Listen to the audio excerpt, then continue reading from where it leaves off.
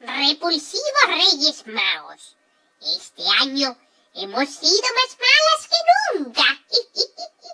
Hemos tirado del pelo a los niños, les hemos pintado las uñas de rojo a los bomberos mientras dormían, para que así hiciesen el ridículo. Hemos escondido el chocolate y todo tipo de chucherías para que los niños no disfruten. Y también hemos intentado echar a Ratonchi de la ciudad.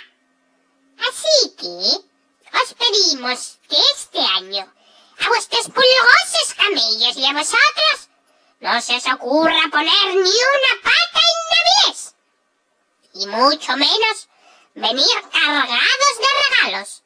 O llevaréis tantos escobazos como podamos dar.